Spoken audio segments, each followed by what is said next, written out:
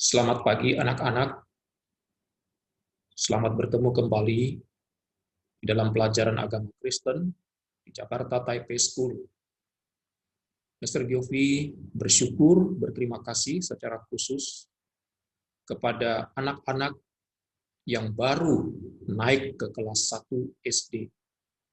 Nah, kita akan bertemu di dalam pelajaran agama Kristen bersama dengan Mr. Giovi, dan kita akan belajar bersama-sama akan firman Tuhan, meskipun dilakukan dari rumah, dan kalian hanya bisa melihat dari video yang Mr. Giovi buat ini. Nah, anak-anak, sebelum kita mulai pelajaran kita, mari kita minta pertolongan Tuhan, kita berdoa supaya Tuhan yang memimpin pelajaran ini dari awal hingga akhir dengan baik. Mari kita berdoa. Tuhan, kami bersyukur dan berterima kasih untuk pertemuan yang Tuhan sudah boleh berikan pada kami, sehingga kami, anak-anak-Mu, masih boleh belajar akan firman Tuhan melalui pelajaran agama Kristen di sekolah kami, Jakarta Taipei School. Tuhan berkatilah pelajaran pada hari ini, tolong supaya kami bisa mengerti dengan baik firman Tuhan yang kami akan dengarkan, dan penjelasan yang Mr. Giovi sampaikan. Di dalam nama Tuhan Yesus Kristus, kami berdoa dan kami bersyukur. Amin. Anak-anak, tadi kita baru berdoa kepada siapa? Ya, kita berdoa kepada Tuhan, kepada Allah yang ada di surga. Nah, anak-anak, pelajaran pada hari ini, kita akan belajar siapakah itu Allah. Apakah Allah itu ada? Meskipun Allah itu tidak terlihat, tapi apakah kita percaya bahwa Allah itu ada? Nah, anak-anak, untuk mengerti siapakah Allah, apakah Allah itu benar-benar ada, sebagaimana tadi kita berdoa kepada Tuhan, ya, kepada Allah, untuk mengerti semuanya itu, mari kita lihat sama-sama pelajaran pada hari ini. Ya.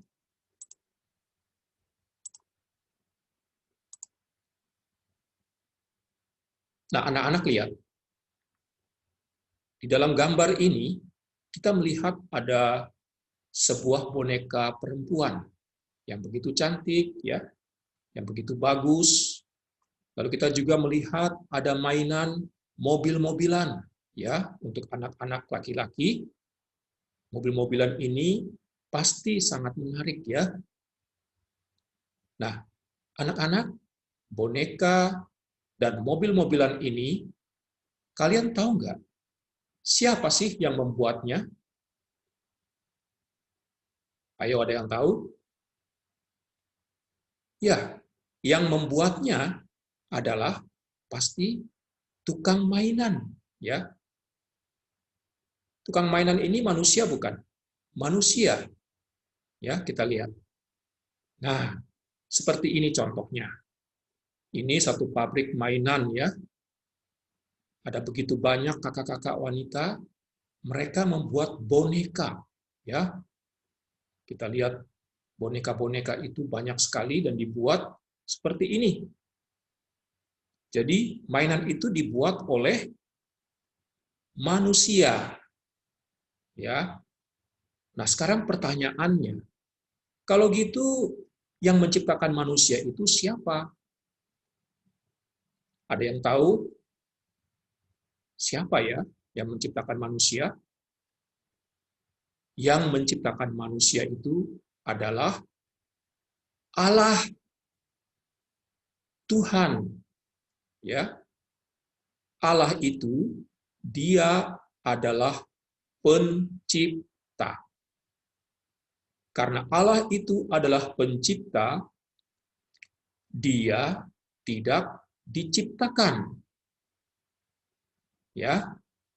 Nah, anak-anak kita lihat di dalam Alkitab, khususnya di dalam kitab Kejadian pasalnya yang pertama, itu diceritakan bagaimana pada waktu dulu ya bumi ini belum berbentuk. Gelap gulita melingkupi bumi ini. Ya. Lalu pada waktu itu Allah sudah ada belum? Allah sudah ada.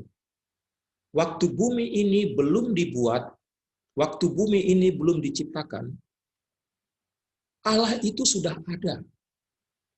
Sejak kekekalan, dari dahulu kala, Allah itu sudah ada. Ingat, Allah tidak diciptakan.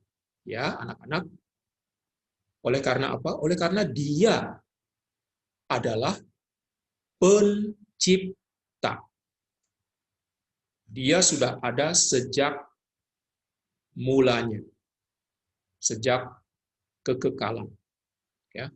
Nah, anak-anak lihat, pada waktu itu bumi belum berbentuk, gelap gulita melingkupi seluruh bumi yang belum berbentuk ini. Lalu dikatakan roh Allah melayang-layang di atas permukaan bumi. Lalu apa yang Allah lakukan? Allah menciptakan pertama-tama apa? Terang. Ya, Allah berkata, "Jadilah terang." Nah, kalau kita lihat hari pertama ini ya, Tuhan menciptakan terang. Jadilah terang. Itu hari pertama. Lalu hari berikutnya Allah menciptakan apa? Allah menciptakan cakrawala atau awan-awan atau langit. Dan Allah juga membuat atau menciptakan air, baik yang ada di atas langit atau di bawah langit. Ya. Nah, anak-anak, Allah menciptakan itu dengan berfirman. Ya. Jadilah terang. Jadilah cakrawala atau langit. Jadilah air. Perkataan Allah, jadilah ini, jadilah itu disebut Allah berfirman. Ya. Lalu hari ketiga, Allah menciptakan apa? Allah menciptakan daratan. Daratan ini untuk memisahkan laut, daerah yang basah itu, dan daratan itu yang kering. Allah juga menciptakan tumbuh-tumbuhan, tanaman-tanaman, ya, baik itu tanaman yang berbiji, ya, maksudnya yang buahnya bisa dimakan, dan tanaman-tanaman lainnya. Allah menciptakan semua itu dengan apa tadi? Berfirman. Itu hari ketiga, ya, daratan dan tanaman.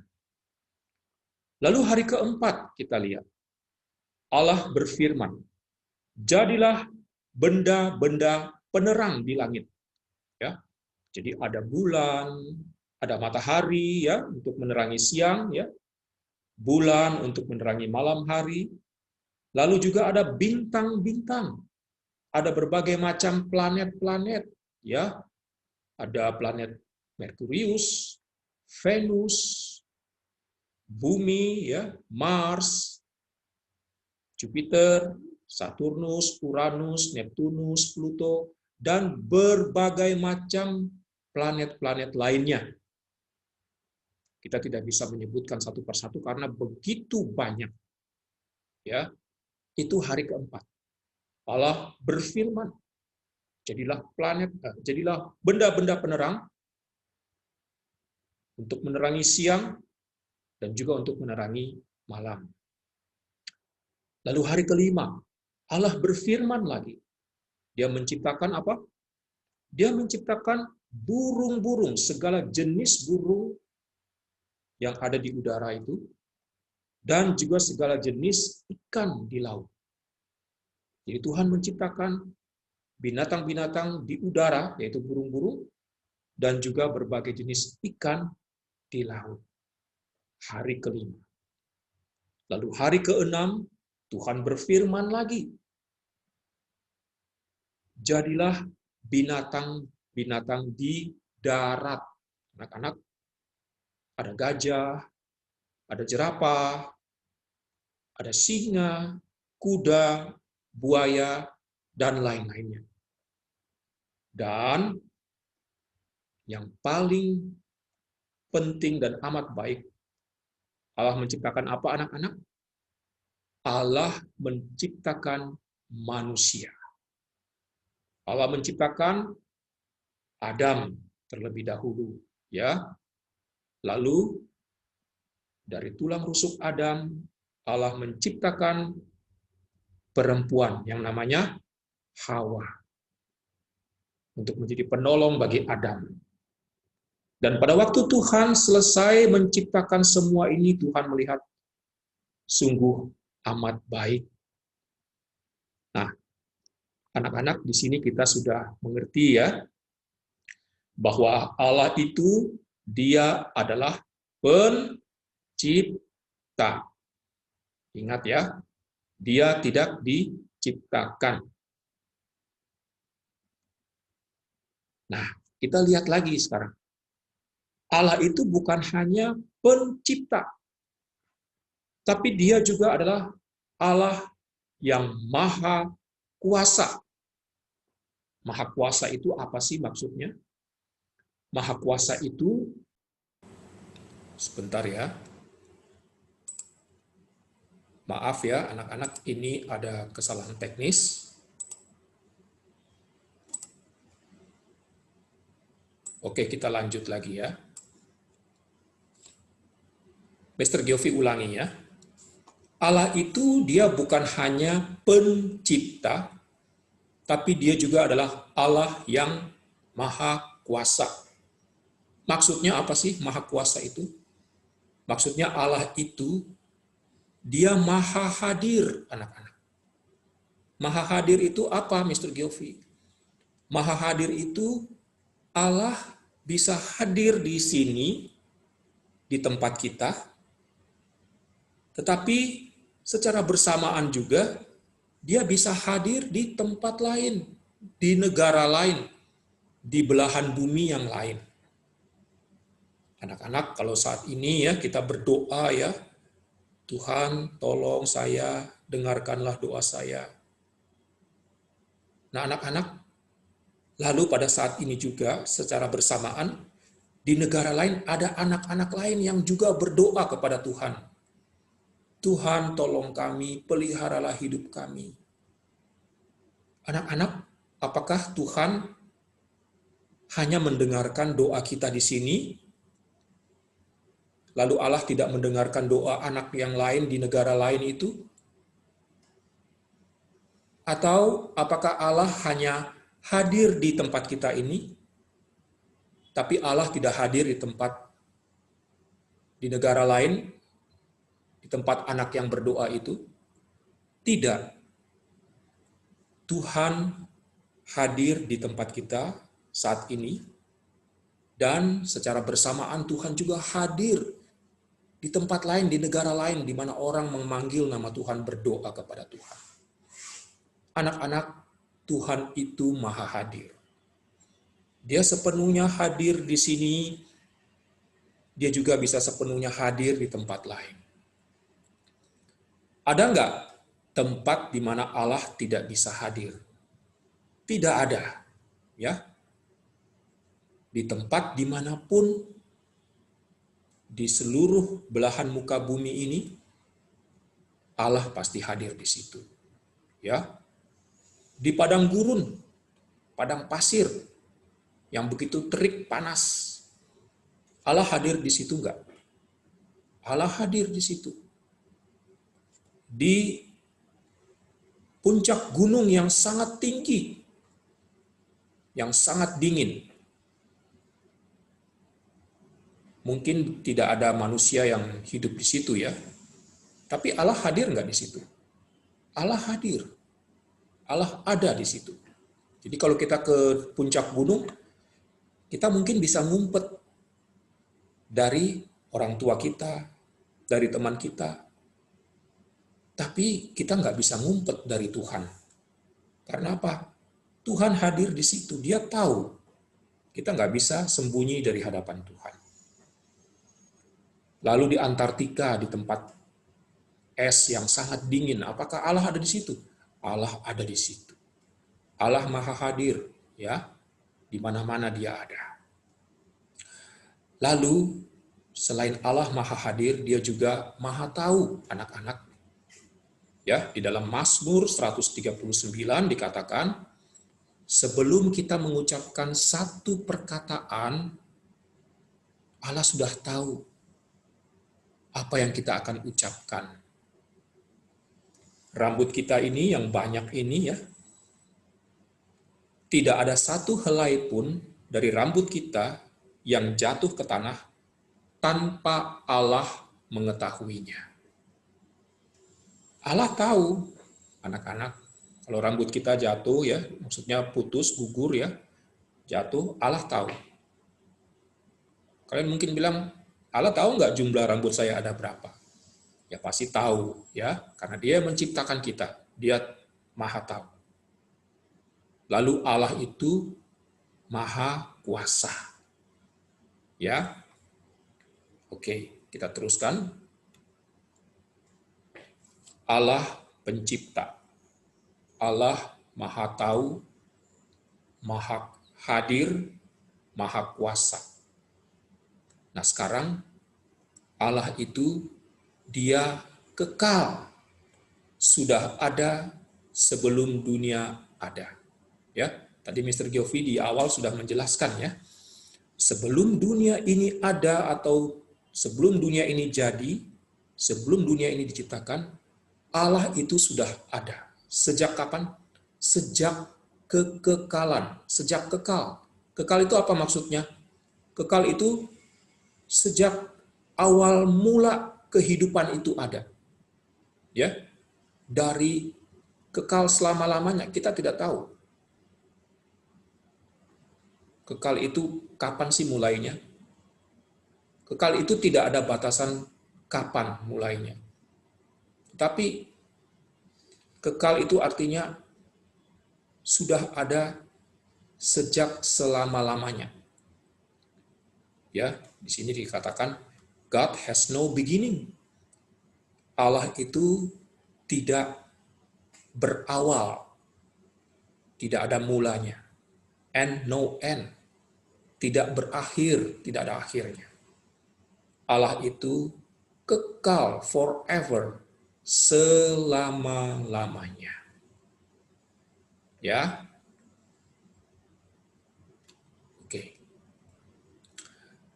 Allah yang kita percaya, Allah itu ada berapa? Ada yang tahu anak-anak? Allah itu satu. Ya, lihat tangannya Mr. Gilvi ya. Allah itu satu. Atau esa. Atau tunggal.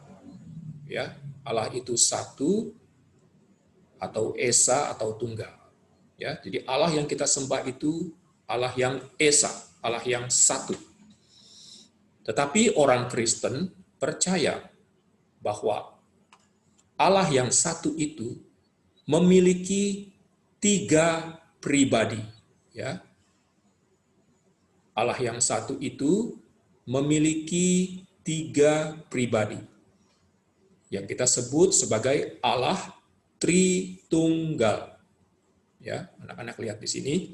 Tri artinya 3, tunggal artinya 1. Maksudnya apa, Mr. Giovi? Allah satu tetapi memiliki 3 pribadi, yaitu Allah Bapa, Allah Putra, Yesus Kristus ya, dan Allah Roh Kudus. Loh, kalau gitu Mr. Giovi, kita punya 3 Allah dong, bukan 1. Tidak. Allah Bapa, Allah Putra Yesus Kristus, dan Allah Roh Kudus Memang 3 pribadi, tetapi satu. Lihat ya, Tritunggal. Allah Bapa apakah lebih tinggi daripada Allah Putra atau Allah Anak? Kan biasanya kalau namanya papa mama pasti lebih tinggi dong daripada anak-anak. Tidak ya. Allah dalam hal ini tidak seperti kita manusia. Allah Bapa, Allah Putra atau Yesus Kristus, dan Allah Roh Kudus, ketiganya memiliki kuasa yang sama, ya, sederajat. Tidak ada yang lebih tinggi daripada yang lain. Anak-anak lihat ya. Loh kalau begitu Mr. Giovi, Allah Putra, apakah Allah itu berarti punya anak? Ini juga salah, ya. Allah Bapa, Allah Putra bukan berarti Allah itu beranak seperti kita manusia. Kalau kita ada oleh karena apa? Oleh karena ada keinginan daripada papa dan mama kita. Sehingga waktu mereka mengingini satu sama lain, kita terus lahir dari perut mama kita. Tapi Tuhan Yesus, dia sebagai Allah Putra atau Allah Anak, dia tidak demikian, tidak seperti kita. Yesus Kristus, dia adalah manusia sejati ya, 100%, sungguh-sungguh manusia. Tapi dia juga adalah Allah 100%, sungguh-sungguh Allah. Yesus Kristus dia lahir tidak seperti kita. Yang lahir karena keinginan dari papa dan mama kita. Yesus Kristus waktu dia lahir, dia dikandung dari Roh Kudus, ya. Dikandung dari Roh Kudus. Dan Yesus Kristus, meskipun dia adalah manusia sama seperti kita. Bedanya apa? Bedanya dia itu tidak berbuat dosa selama dia ada dalam dunia ini. Ingat ya, Tuhan Yesus itu dia manusia sepenuhnya 100%, dia juga Allah sepenuhnya 100%. Kalau gitu Mr. Giovi, Tuhan Yesus bisa haus nggak kayak saya? Tuhan Yesus bisa haus karena dia manusia. Tuhan Yesus bisa kelelahan nggak kalau dia mengajar seharian misalnya? Dia bisa capek, bisa ngantuk nggak? Bisa, sama seperti kita.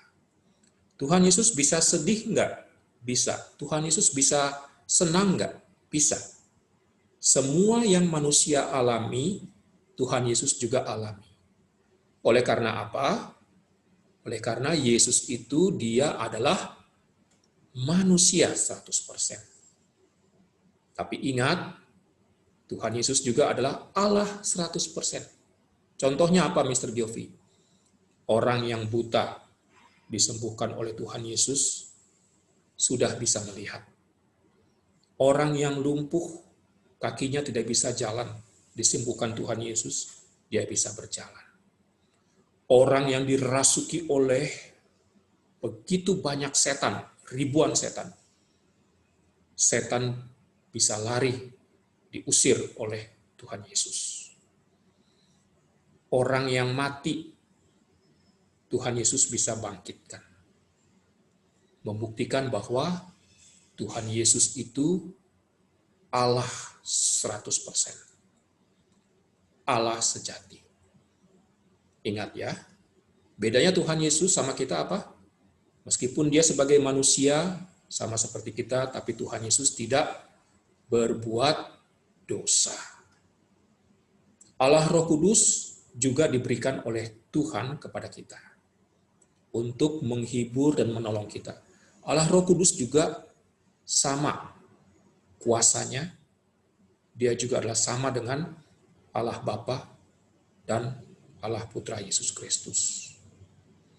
Nah, anak-anak mungkin kalian bingung ya, Allah satu tapi punya 3 pribadi. Tetapi inilah firman Tuhan yang diajarkan kepada kita. Mr. Giovi berharap dan berdoa juga supaya kita bisa memahami dengan baik. Ya. Jadi ingat, Allah kita bukan 3 tapi 1. Ya. Nah, mungkin dengan lagu ini kita bisa memahami lebih baik. Ada satu lagu yang dinyanyikan di gereja, ya, mungkin juga di sekolah minggu. Mungkin kita ada yang sudah pernah dengar lagu ini, atau juga yang mungkin belum. Coba kita perhatikan kata-katanya. Apa yang disebutkan di situ, ya. Lagunya berjudul Hormat bagi Allah Bapa. Ya, kita dengarkan sama-sama ya.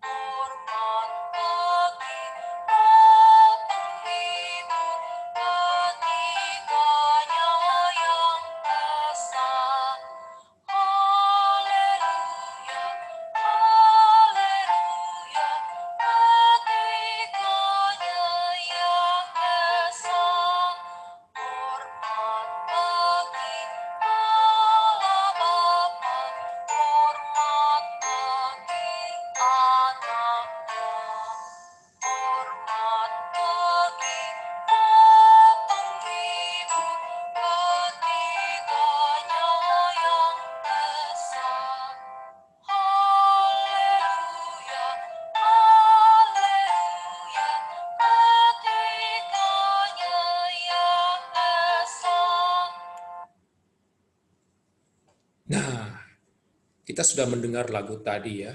Ketiganya yang Esa, Allah Bapa, Allah Putra, Yesus Kristus, dan Allah Roh Kudus. Ketiganya yang Esa. Ketiganya satu. Ya. Nah, anak-anak, Allah kita itu Allah yang Esa. Mr. Giovi bacakan dulu ya, kitab Ulangan, pasalnya yang ke-6, ayatnya yang ke-4. Dikatakan demikian. Dengarlah, hai orang Israel, Tuhan Allah kita, Tuhan itu Allah kita, Tuhan itu Esa. Mr. Giovi ulangi ya. Ulangan 6 ayat 4. Dengarlah, hai orang Israel, Tuhan itu Allah kita, Tuhan itu Esa. Esa berarti satu. Tidak seperti Allah daripada orang-orang Mesir, ya. Anak-anak tahu nggak bahwa bangsa Israel itu mereka dulunya itu diperbudak oleh orang-orang Mesir. Selama berapa tahun? Selama 430 tahun. Wih, lama sekali ya, 430 tahun. Iya, lama sekali. Itu mungkin bisa bukan hanya satu generasi, mungkin 4 generasi. Jadi kita punya papa, kita punya opa, lalu kita punya oyang, lalu di atasnya opa kita lagi.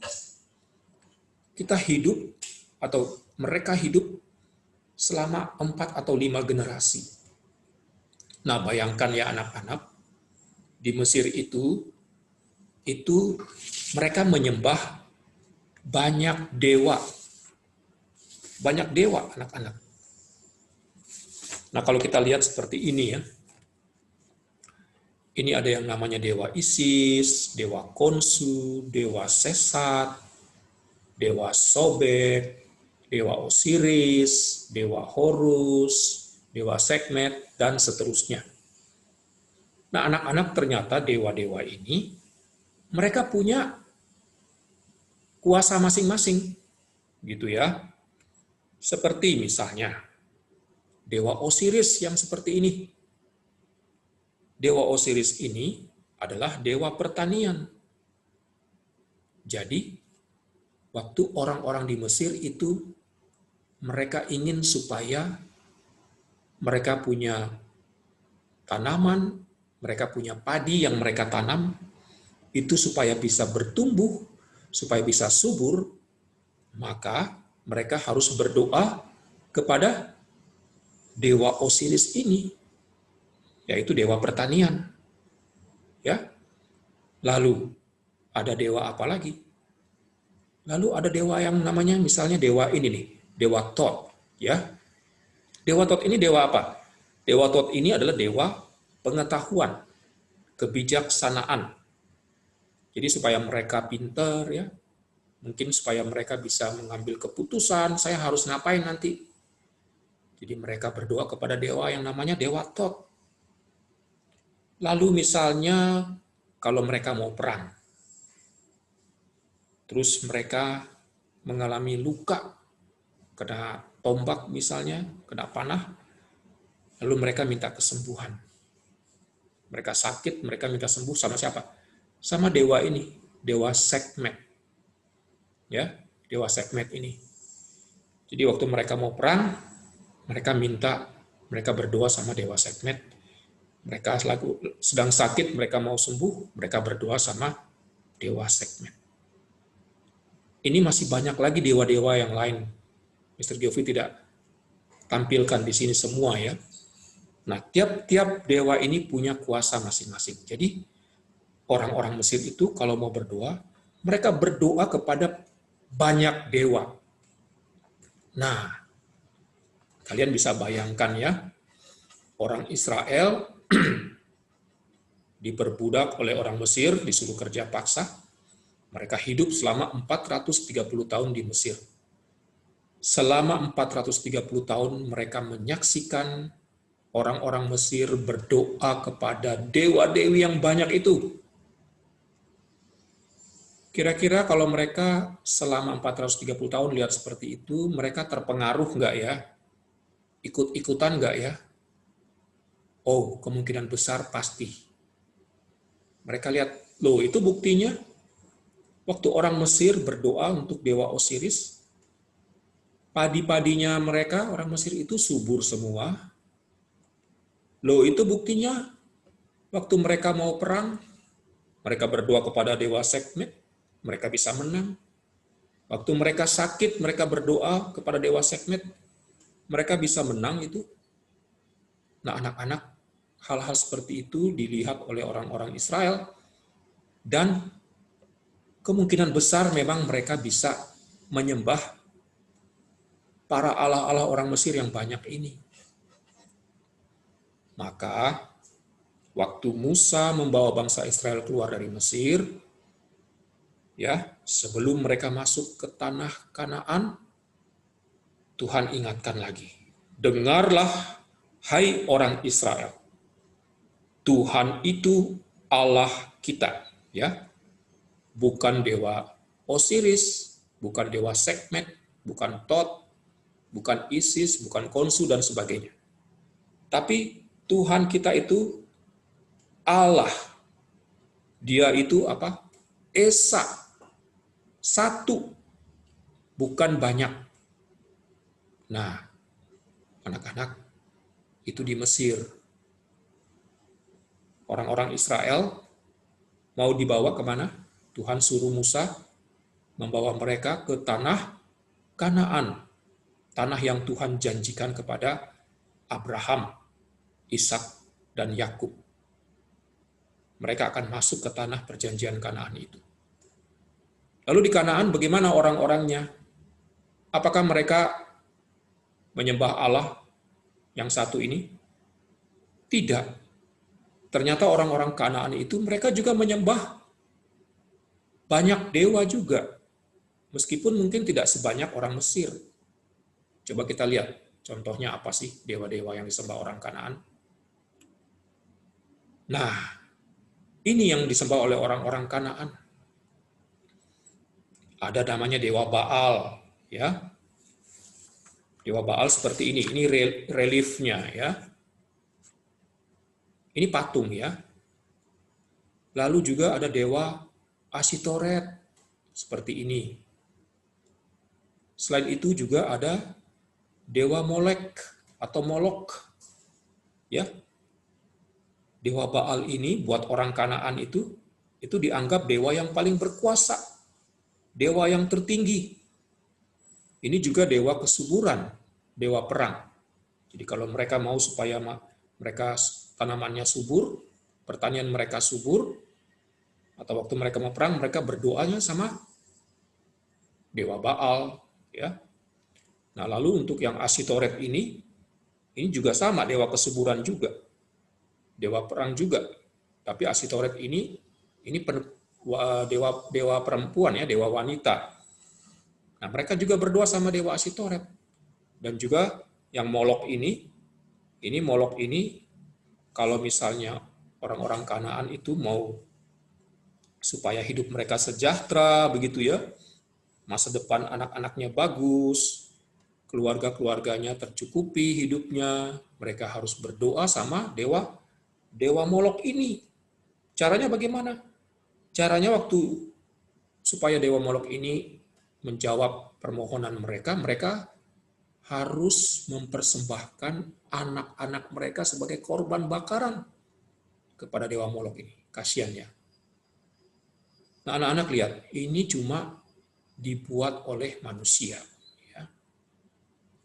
Dewa-dewa ini semuanya dibuat oleh manusia. Sama seperti dewa-dewanya orang Mesir ini. Ya. Ini semuanya dibuat oleh manusia.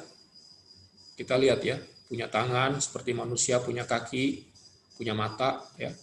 Meskipun juga kepalanya bentuknya ada seperti binatang, ya, kayak gini ya. Nih, burung. Nah, ini juga punya tangan, punya kaki, tangan, kaki, kepala. Kalau ini juga yang dewa Molok ini punya tangan, punya kaki, tapi kepalanya kepala sapi, ya. Nah, anak-anak kepala banteng, ya.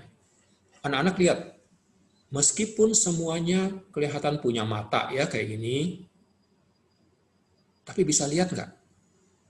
Enggak. Punya telinga seperti ini, bisa dengar nggak? Enggak. Punya tangan seperti ini, bisa digerak-gerakin nggak? Bisa pegang sesuatu nggak? Ternyata enggak. Punya mulut yang ternganga seperti ini, bisa bicara nggak? Enggak. Jadi mereka punya mata, mereka nggak bisa lihat. Punya telinga, mereka nggak bisa dengar. Punya mulut, ya, tapi mereka nggak bisa bicara. Ya. Punya tangan, mereka nggak bisa pegang sesuatu. Punya kaki juga mereka nggak bisa jalan. Oleh karena apa?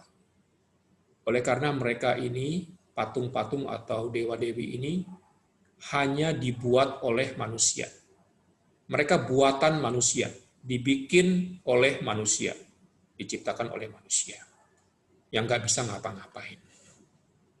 Aneh ya, patung yang nggak bisa ngapa-ngapain, kok disembah. Mereka itu dikatakan sebagai Allah palsu.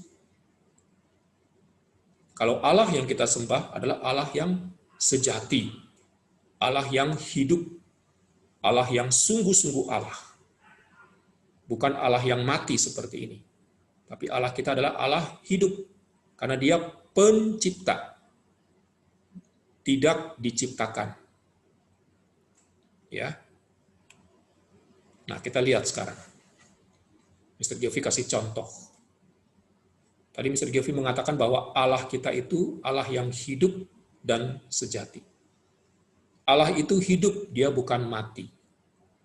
Allah kita itu dia adalah Allah yang sejati atau Allah yang sungguh-sungguh, bukan Allah yang palsu. Nah, sekarang Mr. Giovi kasih contoh. Ini ada dua gambar. Kita bisa bedakan nggak? Yang sebelah kiri ini anjing husky ya, jenis anjing husky. Yang sebelah kiri ini anjing palsu atau anjing asli. Ya, pasti kita tahu semua ya, ini anjing yang asli. Yang kanan, anjing palsu atau anjing asli. Anjing palsu yang kanan ya. Meskipun sama-sama nih jenisnya juga husky ya.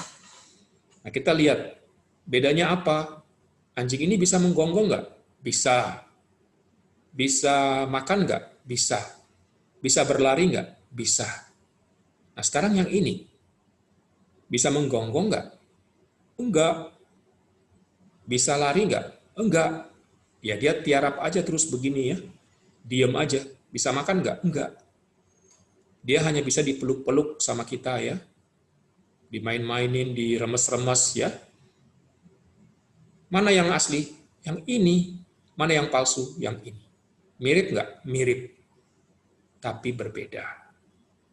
Ya. Ini anjing hidup, ini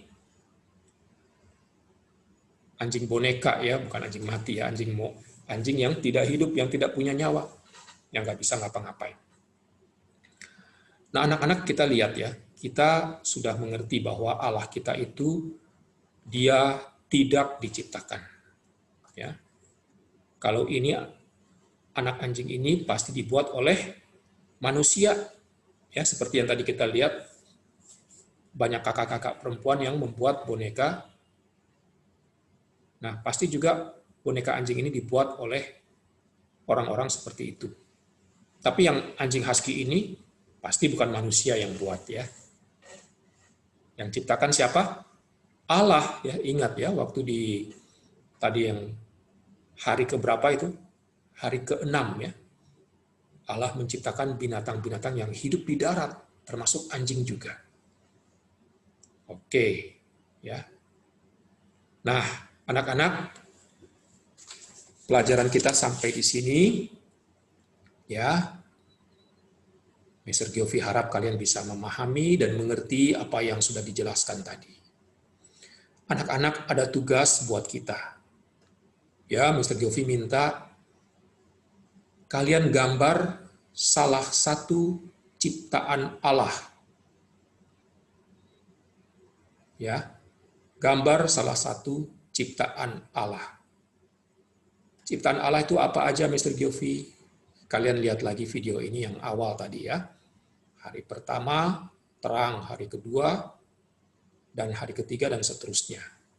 Ya, waktu kalian gambar salah satu ciptaan Allah, sesudah gambar, kalian bisa warnai gambar itu.